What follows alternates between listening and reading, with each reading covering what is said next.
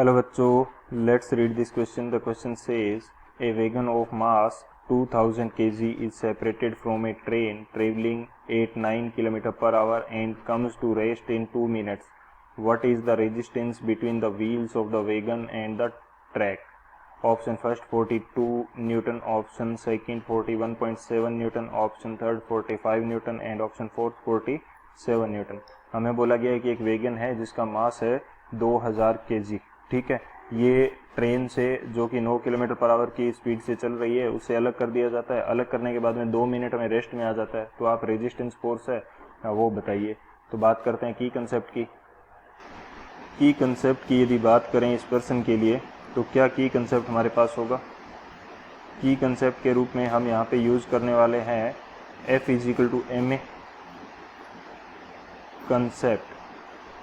पहला की कंसेप्ट रहेगा F = ma.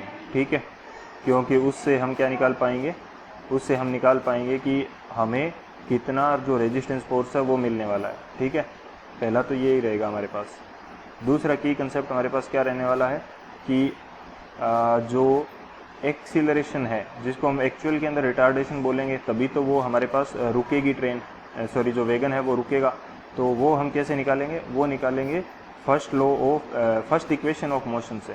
ठीक है, तो ये हमारे दो की कंसेप्ट होंगे. तो पहला क्या है हमारे पास, पहला है फोर्स = मास इनटू एक्सीलरेशन. ठीक है, सेकंड क्या होगा हमारे पास, सेकंड हमारे पास रहेगा फर्स्ट इक्वेशन ऑफ मोशन. ठीक है, फर्स्ट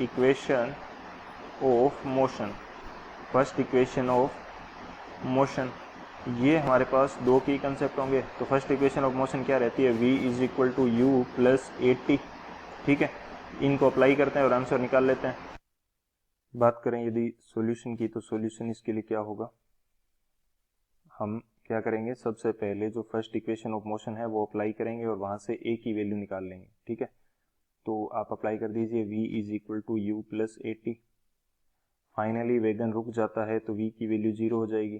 ठीक है, u जो है वो हमें कितना दे रखा है, u हमें दे रखा है 9 किलोमीटर पर आवर. तो इसको हम क्या करेंगे, मीटर पर सेकंड में चेंज करेंगे.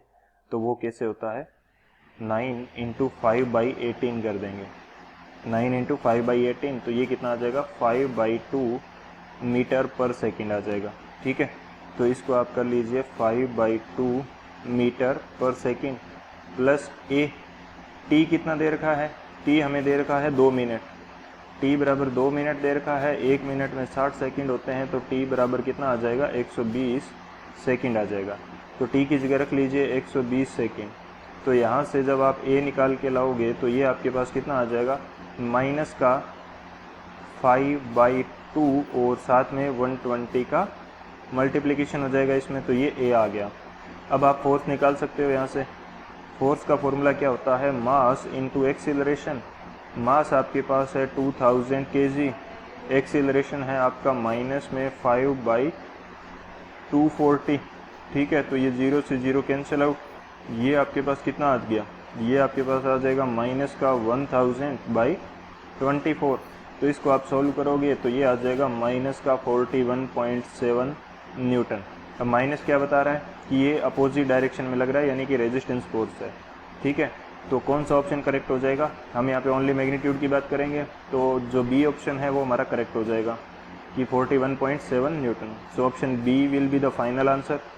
आई hope you understood it well. Thank you. Keep learning with PW.